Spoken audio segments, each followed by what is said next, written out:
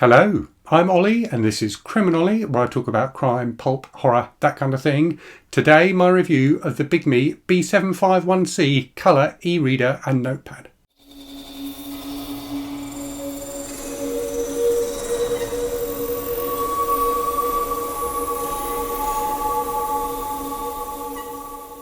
So Bigme very kindly sent me this device. You may have seen my unboxing and first impressions video that I put up a couple of weeks ago. I've had 2 weeks of solid use of it now, so I'm reporting back with my full review. There will be links in the description to this video to all the technical detail on the Bigme site should you want to check that out. I should say as well, those will be affiliate links, so if you do buy one of the devices using those links, I will get a small commission. But this is a completely honest review based on my use of the device. The thing that really appealed to me about this device when Bigme approached me about it was where it sits in the market.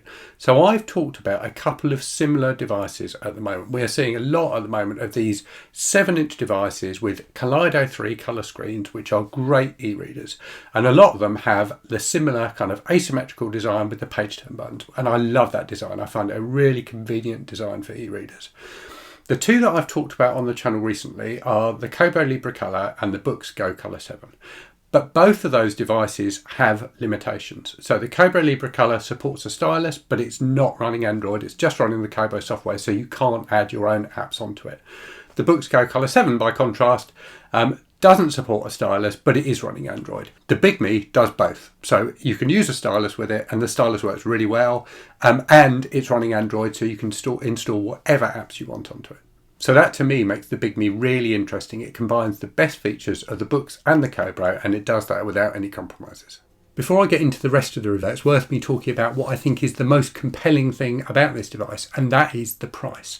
So you can get this on the Bigme store for £175 for the device only, or £205 with a case and the stylus. That is a lot cheaper, for example, than something like the Kobo Libre Color. And in terms of functionality, you're not giving anything up. This is a really solid device. Everything I've tried on it works really well. It's an absolute pleasure to use. And the colour screen is fantastic. So let's start with some of the basics of the device. So this is an e-reader, an e-ink device like a Kindle, but with a colour screen. And that colour screen works really well. In fact, I think this is probably my favourite colour screen on any of the colour screen e-ink devices I've used to date. It does have page turn buttons as well, which as a reader I love. It just makes it much easier to navigate through books and to be lazy about your reading, really, because you can just hold the device one-handed and use those buttons to click through. The design is simple and the build quality is really nice. So it's got this nice silver band running around the edges of it. It's a nice device to hold, very comfortable in the hand, and as I say, really, really easy to use. The power button is located at the top, so it's easy to access, but not somewhere you're going to push it accidentally. It's got a nice clicky feel to it, and the page turn buttons are similarly very pleasant to use. So they have a nice click to them when you use them. They're not loud, but they have a decent amount of travel, so you know when you're pushing them. And they've also got a reasonable space between them, so you're not going to push page up when you really mean to push page down.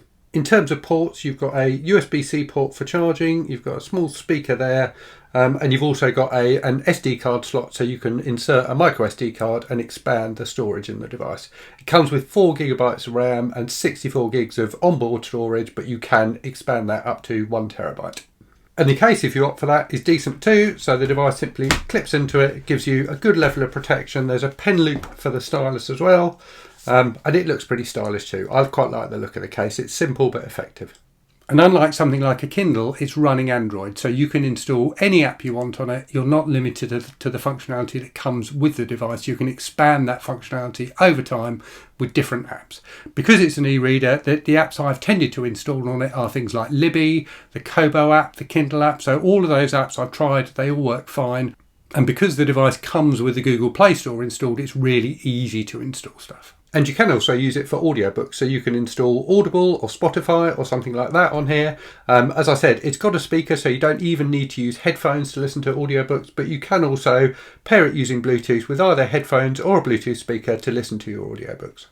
So let's talk about the screen, because I think that is one of the standout features of this device. The colour on e-ink screens is always more muted than it would be on an LCD screen, but I think the colours on this are really strong. It's a very pleasant experience reading comics on it. And the other thing that's really impressed me about the screen is the lack of ghosting. So that is something you do sometimes get on e-readers. When you turn the page, you can still see kind of an after image of the previous page. That happens far less often with the Bigme. They've definitely done a really good job of removing ghosting. And because it's got the Google Play Store, you can install things like the Viz Manga app or the Shonen Jump app. So it's a great device for reading manga on, and I've really enjoyed doing that with this device. And it's great for reading regular ebooks as well. So the inbuilt library and e-reader app works very, very well. Very configurable. You can change like the font sizes and the margins and things like that. It's really been a very pleasant experience to read on. And the colour screen means you get all your covers in colour, which is always lovely.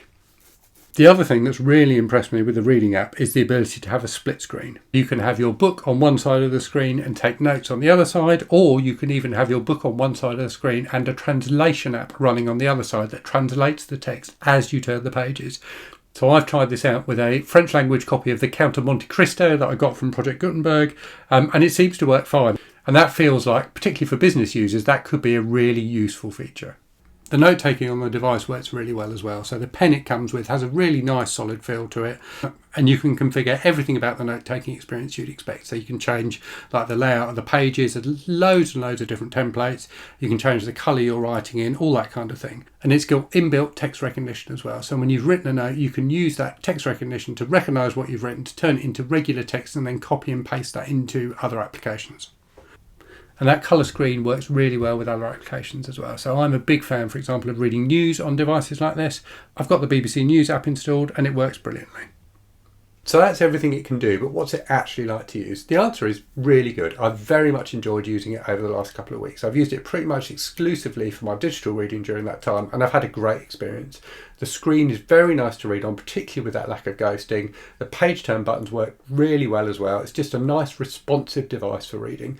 Plus you can do other things as well. As I've shown, it's great for reading the news and things like that. The inbuilt reader app is very competent. I've really enjoyed using that, but I've also tried like the Kobo app and the Libby app, and they all work fine as well. So definitely a very nice device to read on.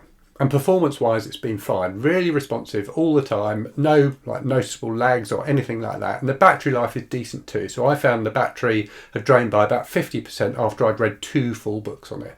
So decent battery life for a device like this. So yes, those are my thoughts on the Bigme B751C. I think it's a really compelling device, especially at that price. So do click the link in the description to this video and check out the Bigme site to get more details. Anyway, I'll leave it there and say, as always, thanks very much for watching. Hope you're safe and well out there. Hope you're reading good stuff, and I'll speak to you again very soon. Cheerio.